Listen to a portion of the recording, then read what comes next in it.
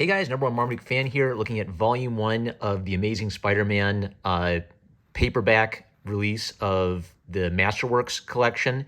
These have previously been released in hardcover for about 50 bucks each.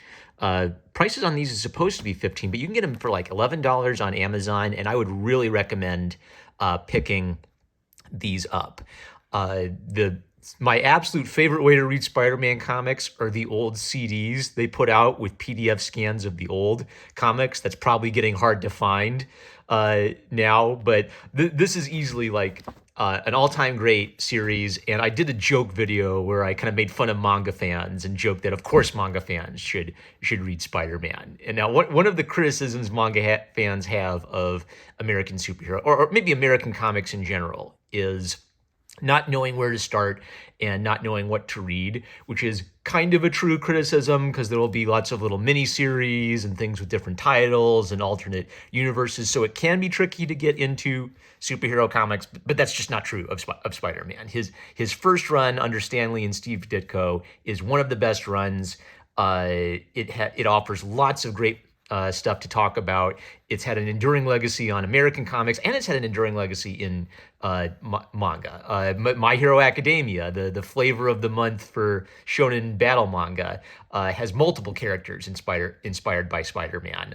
What's his name? The cellophane tape guy, Froppy. He has an interesting set of powers that can be used creatively and in sort of unique ways that are more interesting than just, blasting them with laser vision. I also noticed a lot of these really, really old comics had creative uses of his abilities that they're still using to this day, like zipline webbing. They still use that in the video games. There's a lot of intelligence packed into this.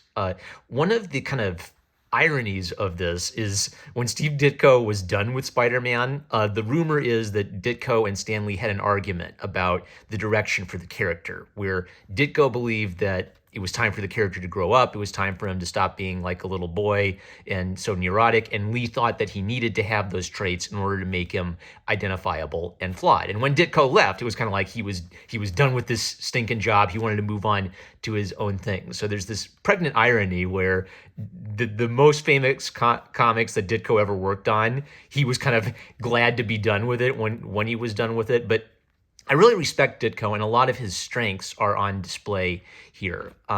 So one of the things as I was reading it is how densely compact it is. I'm used to doing a whole video on a volume this length, and I don't think that really is going to work because 10 pages is what it takes for them to tell his entire origin story, right? That's probably like about 40 minutes of screen time in the Sam Raimi movie. So this is a very different mentality of comics. This is when comics were trying to pack as much stuff as possible into as tight of prime real estate as possible.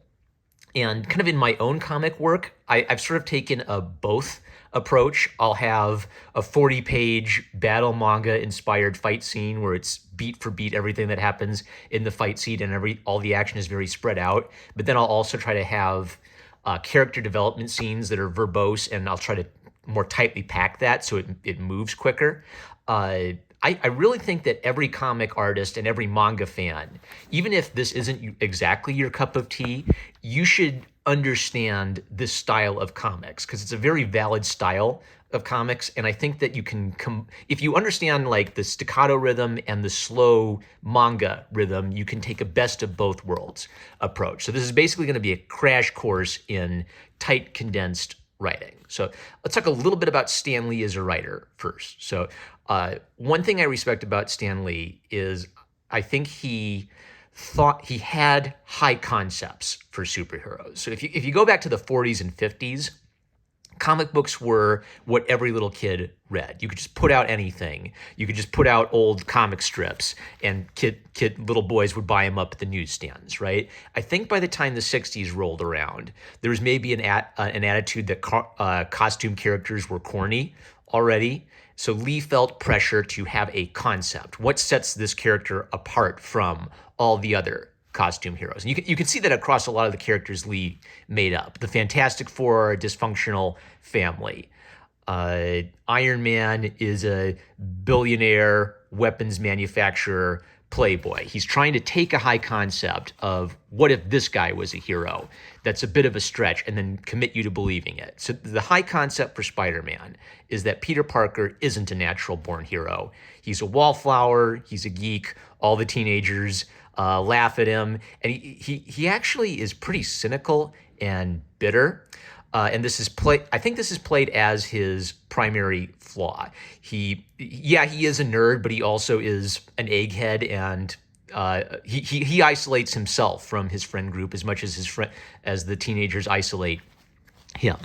The next thing about Stan Lee's writing style is Stan Lee was a big fan of the editorial narration style. It's Stan Lee telling you the story. And years later, he would joke that, I guess you kids these days think it's cornball now. His writing is very verbose, lots of dialogue, lots of editorial commentary. But what the editorial commentary does is, by telling you things, rather than showing you every single little thing, by telling you things about the character and what's happening, we're able to, we don't have to show every single little detail. You can fill in some of the gaps. And then Ditko's art supplements that. So instead of seeing, every single moment of him carefully scaling up the wall, you'll hop from him testing out his powers straight to bam. He's trying to make some money as a wrestler, right? We're getting the highlight reel of Spider-Man's life, and then we're able to connect that all into a cohesive story. Therefore, bam, 10 pages. He's had his entire life drama and Uncle Ben play out before him, right? What's the next thing I wanted to think about? Internal monologue. There's a lot of internal monologue where Spider-Man is thinking through his problems, showing that he's not an NPC, showing that he approaches his problems strategically. All right, I want to talk a bit about Steve Ditko's art style now. So one of the obvious weaknesses, I think, of Steve Ditko's art style is it's a little stiff and it's a little flat, but he's actually very good at expressive characters. So his drawings aren't that fluid, but his characters are very expressive.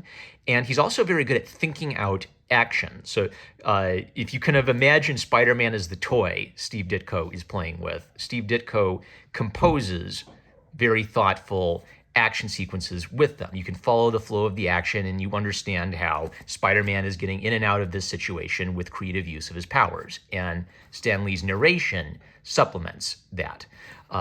Spider-Man will do something and he'll kind of explain in his inner monologue why he's doing what he's doing as he does it. So you comprehend everything despite the clipped pace.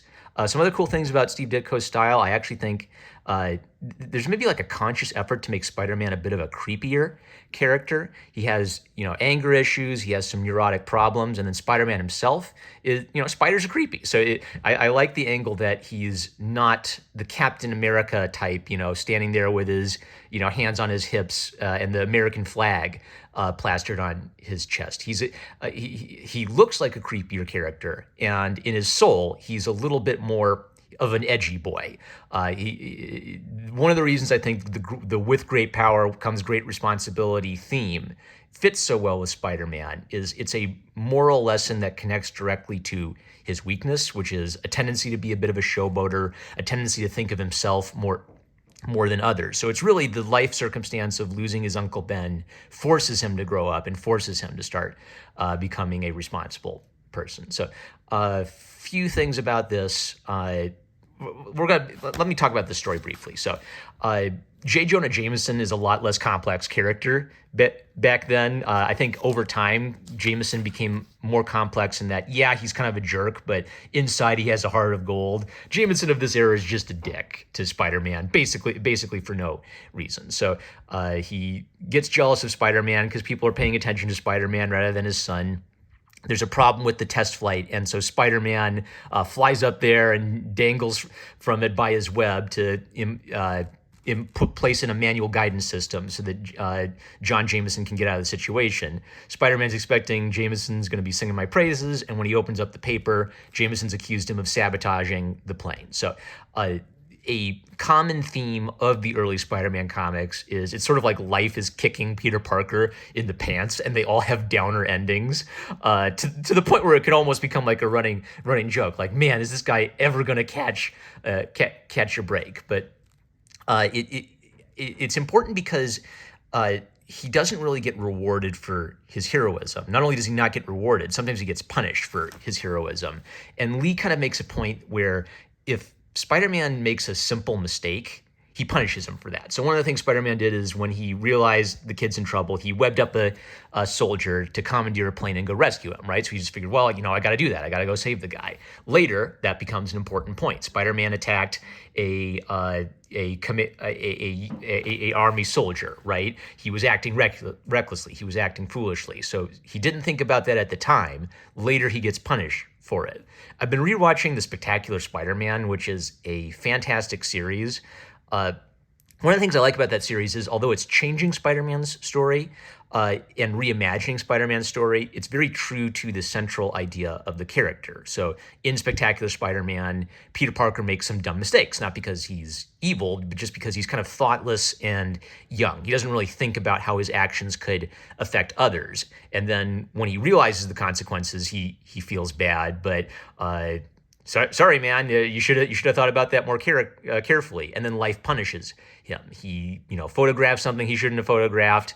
Because of that, he loses his job and he loses his chance to support Aunt May. Right? That kind of thing. So, and a lot of those great ideas about the character started almost instantly. So let's talk about the fantastic. Chameleon and Fantastic Four. Wow, I forgot how much they stuffed into these. All right, so. Man, there's so many things I want to talk about. You see, this is why I couldn't have done the whole volume, is because every single one of these stories gives me like 6 things I want to talk about. All right, one last thing about the Chameleon. One cool thing about the Chameleon story is Spider-Man starting to feel the pressure of, should I become a criminal?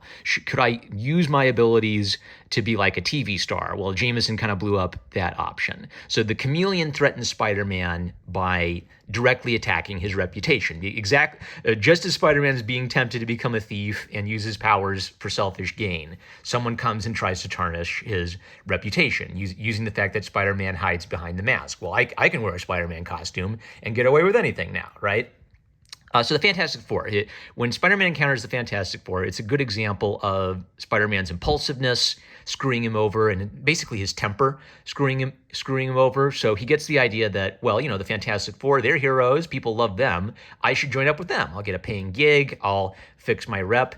So he basically just barges in, and their alarms go off, and he starts fighting them because he figures, oh, well, I'll show off, and this will be my audition to join the Fantastic Four. And he does use his powers very inventively. And every element of the fight showcases elements of his powers, his strength and his ability to maneuver, his webbing. His spider sense allows him to sense Spider-Girl when Human Torch tries to surround him with fire. He dives out of it. So he's agile. He's an agile, quick-thinking, flexible fighter. And then when they explain to him that this isn't a paying gig, we do this purely out of fighting crime and for the future of science, he basically loses his temper and barges off in a huff. He's a teenager. He's too impulsive.